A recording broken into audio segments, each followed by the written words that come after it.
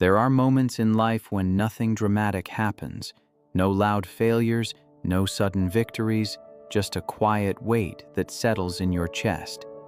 Days pass, effort continues, and still the summit feels far away. In those moments, motivation whispers instead of shouting, and discipline becomes a lonely companion. This is a story about that quiet space, about the strength it takes to keep going when no one is watching, about healing that arrives slowly, disguised as routine, about how transformation is rarely a single leap, but a series of invisible steps. In a small mountain town where mornings smelled of frost and stone, there lived a man named Elias Moreno. He believed that purpose was earned one breath at a time. This is his journey, and perhaps in some quiet way it is yours too. Elias Moreno woke before the sun, not because he wanted to, but because his body had learned the language of discipline. The small cabin where he lived sat at the edge of a mountain town that most maps forgot to name. From his window, peaks rose like quiet witnesses, patient, unmoved, eternal. Every morning, Elias greeted them in silence. He moved through his routine with practiced precision. Water boiled, boots laced, jacket zipped. There was comfort in repetition, a strange kind of peace in knowing exactly what came next. Discipline had been his anchor for years. When emotions felt unreliable, habits stayed loyal. When motivation faded, routine remained. To Elias, consistency was not a choice. It was survival. He was a mountain climber by profession, but more than that, he was a man who believed that progress was built quietly. No shortcuts, no bursts of inspiration, just effort, repeated until it shaped you. While others waited for motivation, Elias trusted discipline. He trusted the slow burn. He trusted the journey. Yet beneath that calm exterior lived a restlessness he rarely named. As he trained alone on narrow trails, breath rising in steady clouds, his mind stayed focused on steps and rhythm. One foot, then the other. The mountains had taught him that hesitation was dangerous. You either moved forward or you slipped. There was no room for doubt on a cliff face. Still, somewhere deep inside, Elias felt a subtle tension, like a rope pulled too tight. He had been climbing for years, chasing summits not for glory but for meaning. Each ascent promised clarity. Each peak whispered that the next one would finally make him whole. Discipline had given him strength, resilience, and respect. But it had not given him peace. People in town admired him quietly. They spoke of his dedication, his discipline, his motivation. Few knew him well. Elias didn't linger in conversations.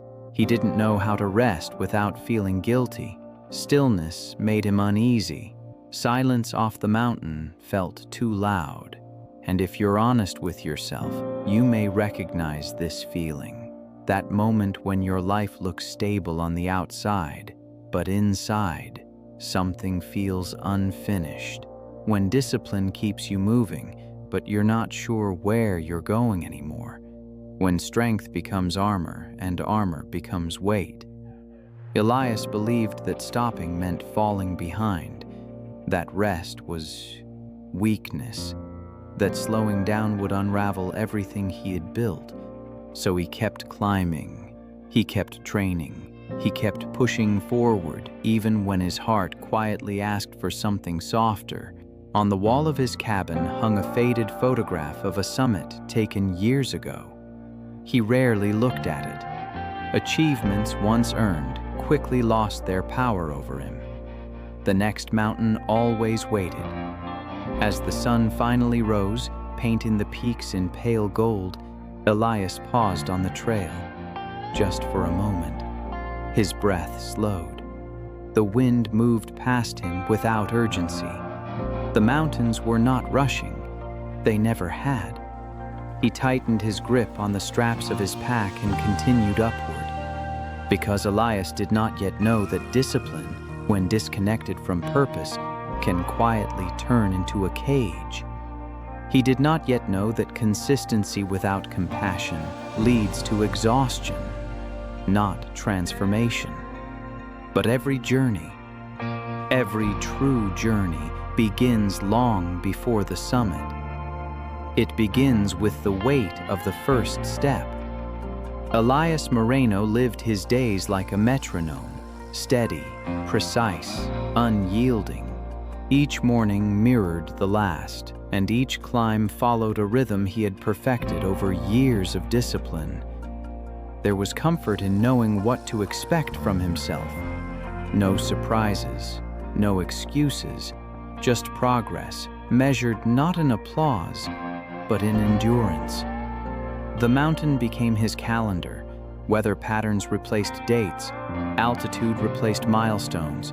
His body adapted, hardened by repetition. Muscles learned the quiet language of effort. Breath learned patience. Pain became familiar, almost friendly. It reminded him that he was alive, that he was moving forward. Small victories stacked silently, an extra mile without stopping, a steeper incline conquered, a route once feared, now climbed with calm precision. Elias never celebrated these moments. Celebration felt indulgent, unnecessary. Success to him was simply proof that discipline was working. In the town below, life moved at a softer pace. People gathered in cafes. Laughter drifted through open windows. Elias passed through like a shadow, polite but distant. His purpose lived higher, above the noise, where clarity felt closer and expectations felt lighter. When people asked why he climbed, Elias gave simple answers. Because it's there. Because it keeps me sharp. But the truth was quieter. He climbed because consistency gave him identity. It told him who he was when nothing else did. In a world that often felt uncertain, discipline was something he could control. Every completed routine whispered reassurance. You are still strong. You are still moving. Yet even as his skills sharpened, something subtle began to crack beneath the surface. Elias began planning a major ascent, a peak known not for its beauty, but for its refusal to be conquered easily. It was the kind of mountain climbers spoke about with lowered voices, unforgiving, unpredictable, honest. To reach its summit required not just strength, but unwavering discipline. The idea consumed him. He trained harder, woke earlier, rested less. The line between dedication and obsession blurred slowly, almost invisibly. If he felt tired, he pushed through. If his body asked for rest, he answered with more effort. Discipline had always rewarded him before. Why would it fail now? As weeks passed, his life narrowed. Meals became fuel, not pleasure. Sleep became strategy, not rest. Conversations became distractions. Everything that did not serve the climb was quietly removed, and still, progress continued. His confidence grew, not loud or arrogant, but firm.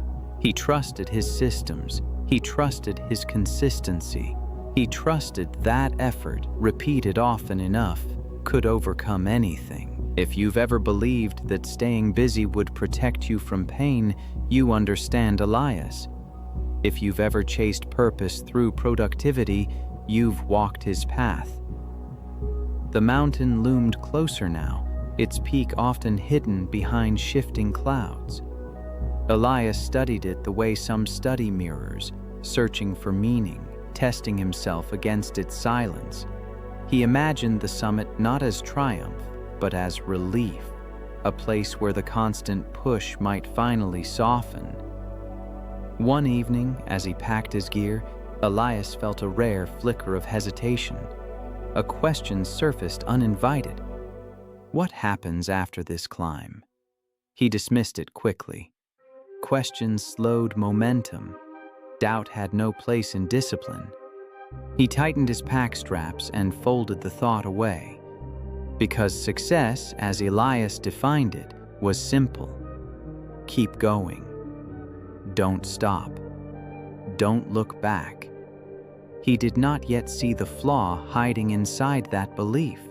He did not yet understand that consistency, when fueled by fear, eventually leads to collapse. But the mountain was waiting, and soon it would answer him. The morning Elias Moreno began the ascent, the sky was neither kind nor cruel. It was indifferent.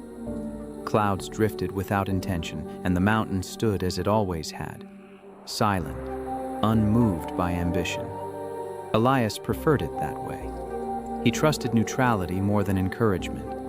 Each step felt familiar, controlled, earned. His body moved with the confidence of repetition, muscles responding without hesitation. This was what years of discipline were for. To meet moments like this with calm certainty. The first hours passed smoothly. The trail narrowed, air thinned, and the world below slowly disappeared. Elias welcomed the isolation. Up here, expectations faded. There was only the climb, the breath, the next hold. But mountains have their own language. And that day, it spoke in subtle warnings. The wind shifted without rhythm. Clouds thickened, swallowing distance. The rock felt colder, less forgiving.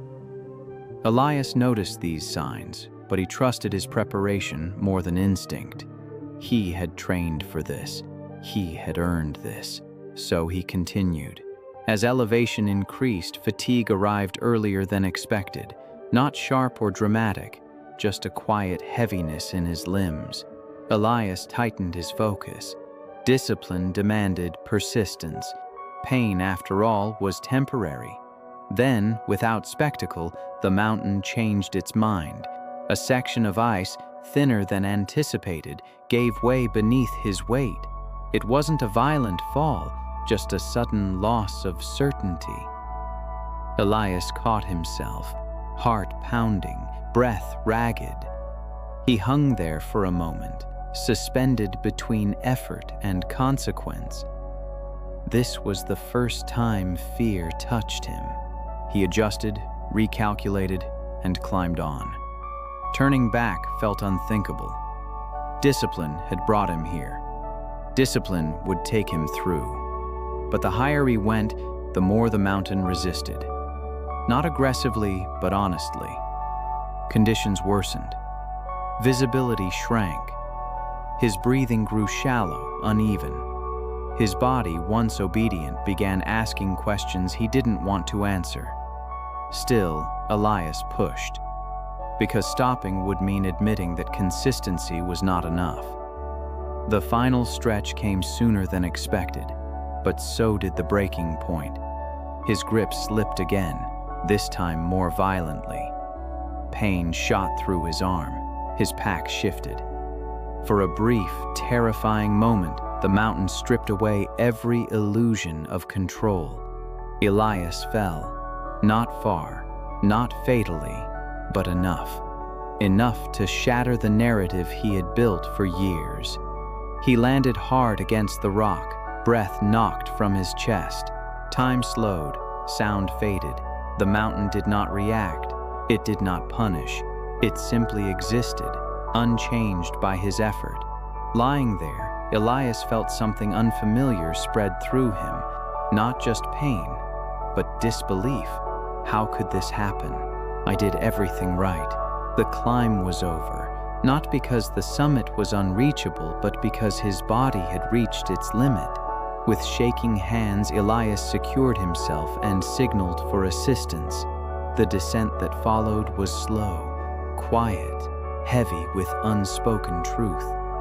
Back on solid ground, wrapped in stillness, Elias stared at the peak now hidden entirely by clouds.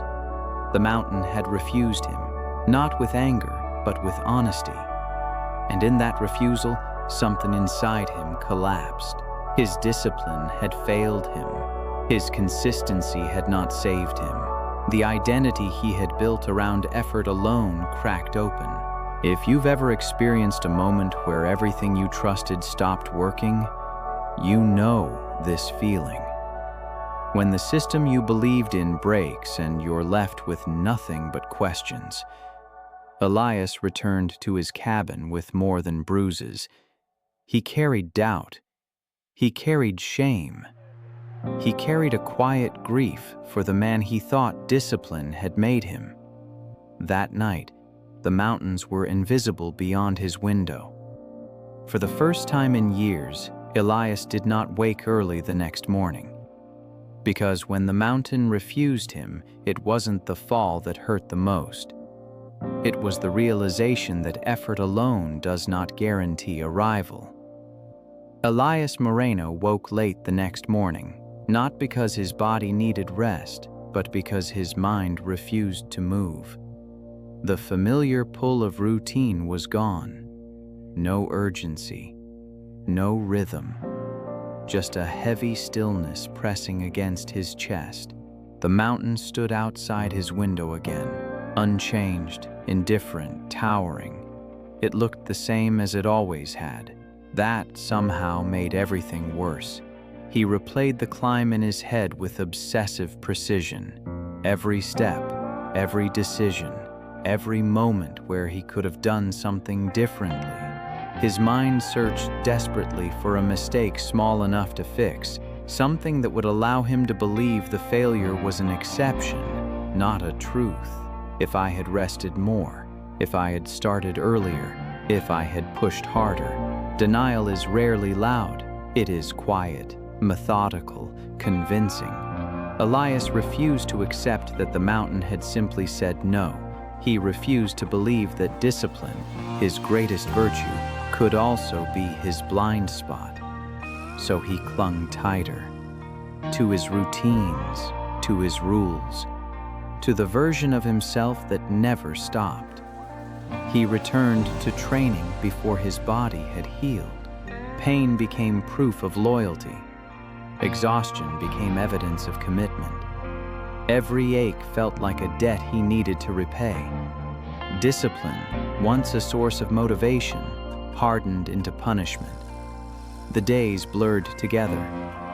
Elias moved through them mechanically, like a man trying to outrun a shadow.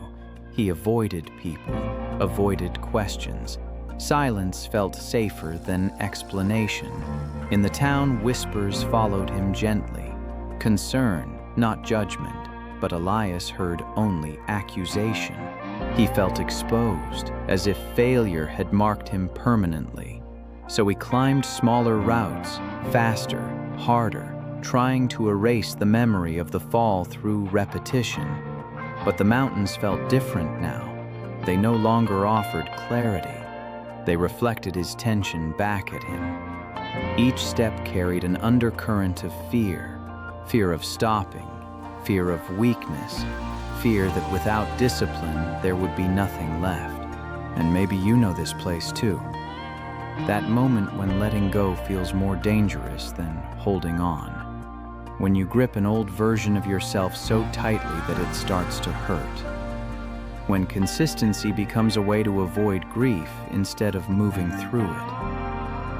At night, Elias lay awake, staring at the ceiling of his cabin. The quiet no longer comforted him. It pressed in, asking questions he didn't want to answer. Who are you if you slow down? What remains when effort fails? He ignored them all. Instead, he planned another attempt. Not because his body was ready, not because conditions were right, but because turning back felt like surrender. And surrender in Elias's world was unacceptable. He tightened his routines further. Less sleep, more miles, more control. He believed that if he could just return to the mountain and conquer it quickly, the doubt would disappear. But deep down, something had shifted. Discipline without compassion had hollowed him out. He was consistent, yes, but joyless, focused, but disconnected, strong, but brittle. One evening, as the sun dipped behind the peaks, Elias stood still on a trail he had climbed countless times. His breath came hard. His legs trembled, not from effort, but from resistance. For the first time, he wondered, not with fear, but with fatigue. What if holding on is what's breaking me? The thought lingered, uncomfortable and quiet. And though Elias pushed it aside, it planted a seed. Because sometimes the hardest part of transformation is not the fall. It is realizing that the way you survived once may not be the way you heal now. Elias Moreno stopped going to the mountains, not suddenly, not dramatically. He simply didn't go one morning, then another. And then the silence grew legs and followed him through the days. The boot stayed by the door, untouched. The ropes lay coiled like memories he wasn't ready to revisit. Without the climb, time stretched differently. Mornings arrived without purpose. The rhythm that once guided him dissolved, leaving behind an unfamiliar emptiness. Elias sat at the small wooden table in his cabin, watching steam rise from a cup of untouched coffee. The quiet was no longer peaceful.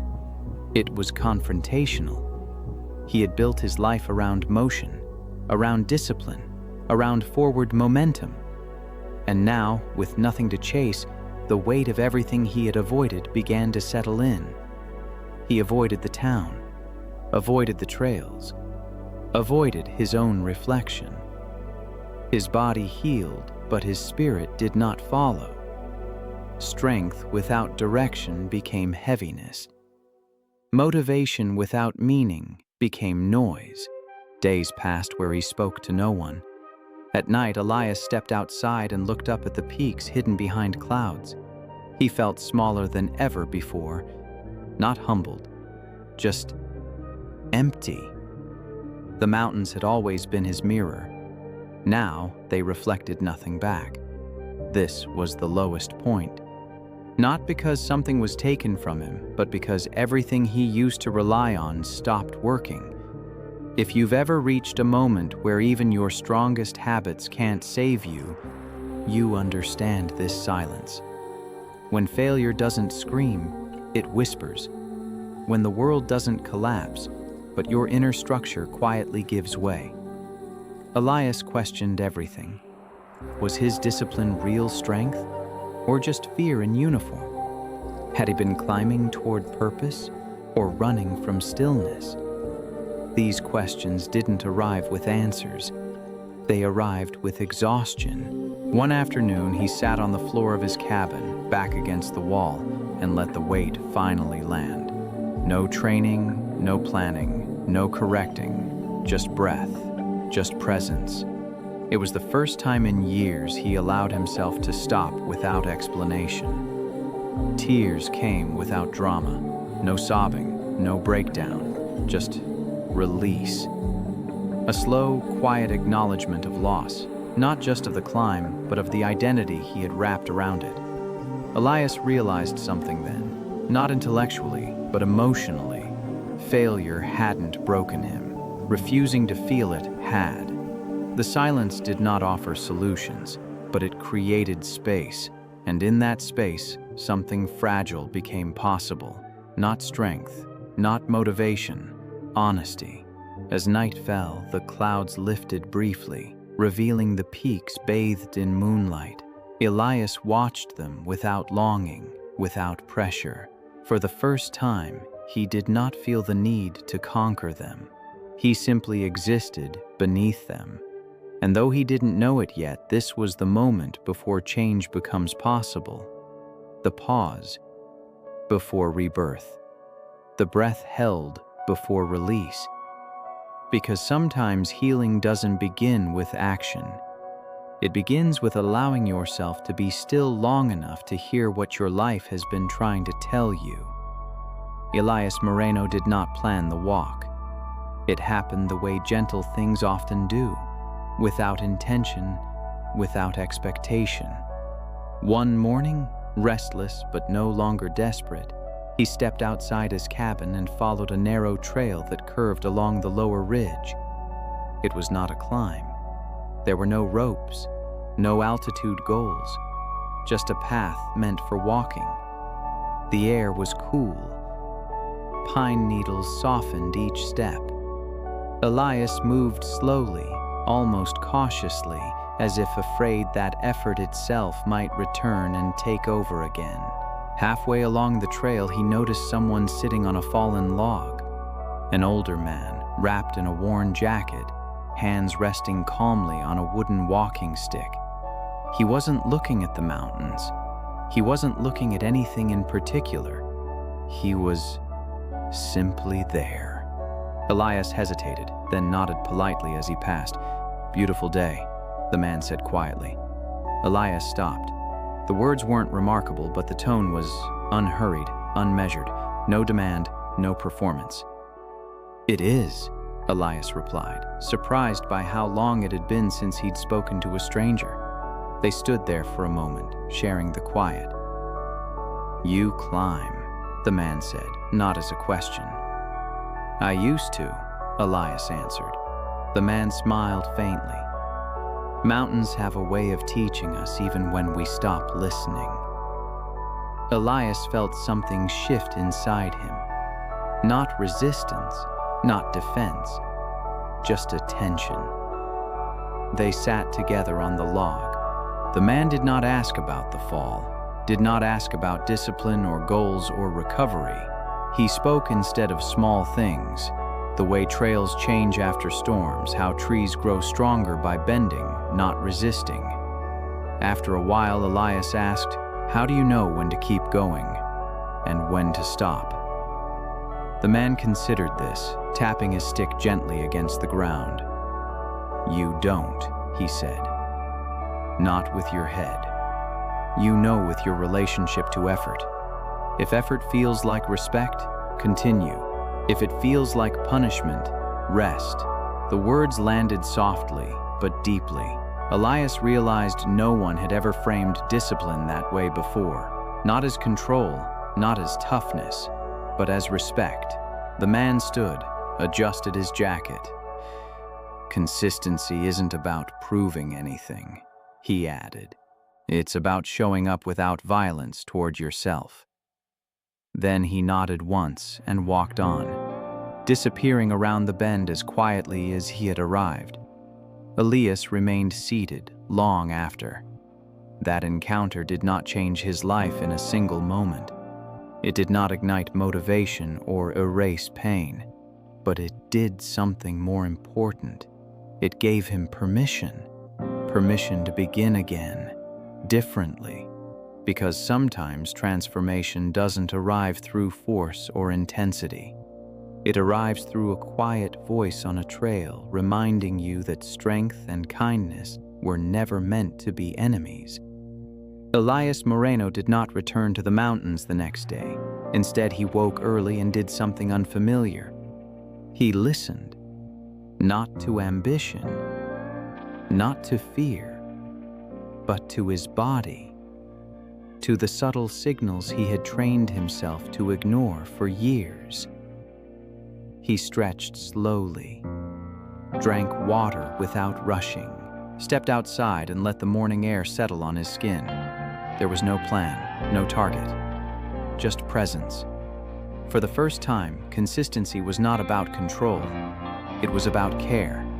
Elias began small, walks instead of climbs, breath instead of pace. He set no goals except one, to show up without harm.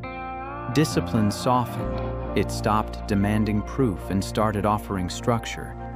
Some days, all he did was walk the same short path and return home. And surprisingly, that was enough. Healing, he learned, does not announce itself. It arrives quietly, disguised as simplicity.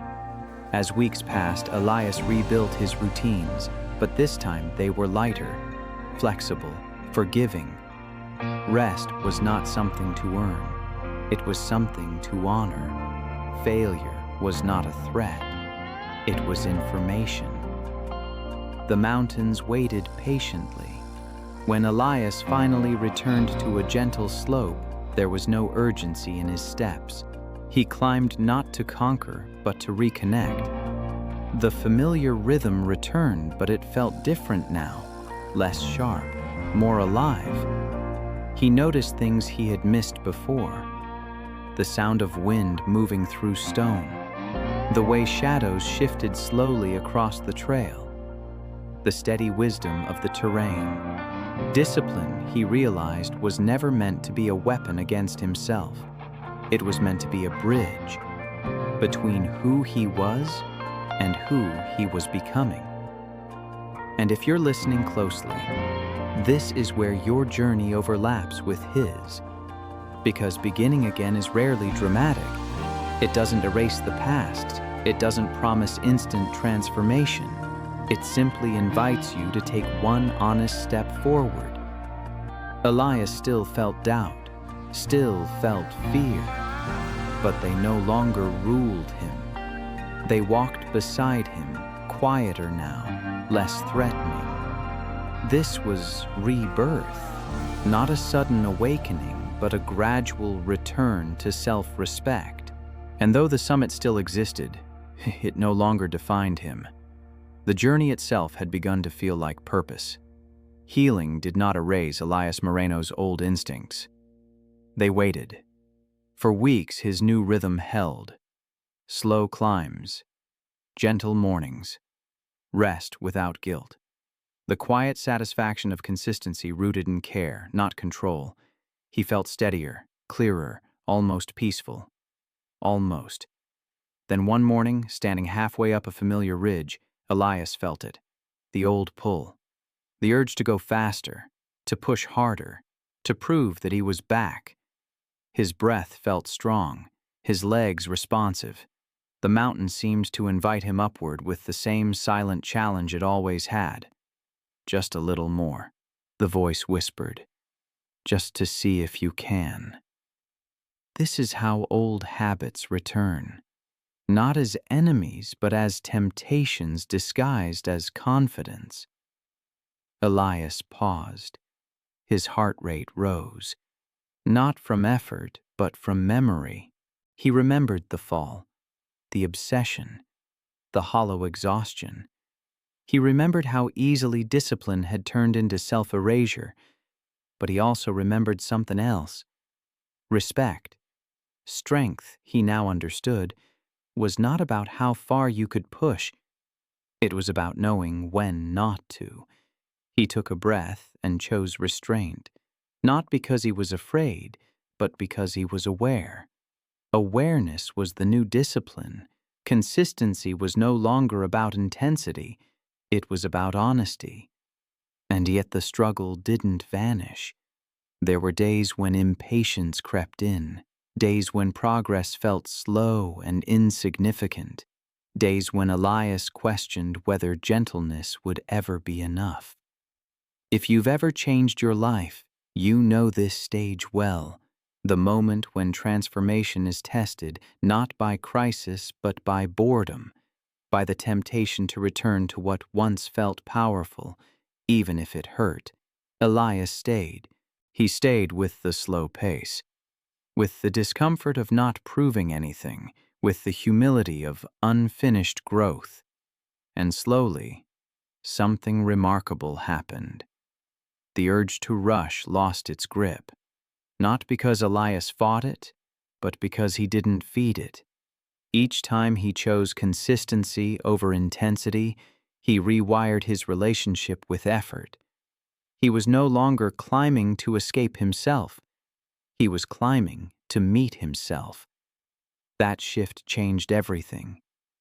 Elias Moreno reached the mountain again, not the one that had turned him back, but another, quieter, less famous, the kind of summit that didn't demand recognition to feel complete. The climb took longer than it once would have.